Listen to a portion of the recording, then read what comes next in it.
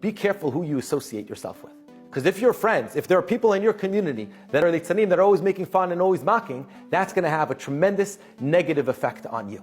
And that is a lifelong lesson to know who your surroundings are. And you can think about it yourself. Right? You have a person who, let's say, he never curses. And then he goes into a workforce where everyone's cursing.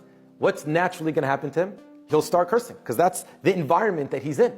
And also vice versa. The environment that you put yourself in is the environment that's going to affect you. Torah over here is telling you a lifelong message, and that is be careful who you associate yourself with, and be careful with the people that are around you. I'll end with a fabulous story. When I was a little kid, I was born here in Eretz Yisrael, and my family moved to America. And we went, before we moved, my father got the blessing from Rav Shlomo Zalman Auerbach, and before we left, my father brought us all in to get a bracha from Rav Shlomo Zalman Auerbach. So we come into the room, and he looks at all of us, and he's giving us the final bracha. For us to go to America was like landing on China. We didn't know the language, we didn't know anything.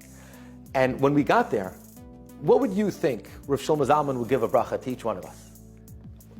I was a little kid, so I don't really remember. I only heard the story afterwards. But if I was giving the bracha, if someone would come up to me and say, I'm going to China now, give me a bracha, so I would say, you should grow in Torah, you should always, you should have Yirah Shamayim, you should be nice. What did he do? He looked at every single one of us, and he says, I'm going to give you one bracha. And it's not that you should have Yirah Shamayim, and it's not that you should have good midos, and it's not that you should learn. You know what bracha I'm giving you? That you should have good friends.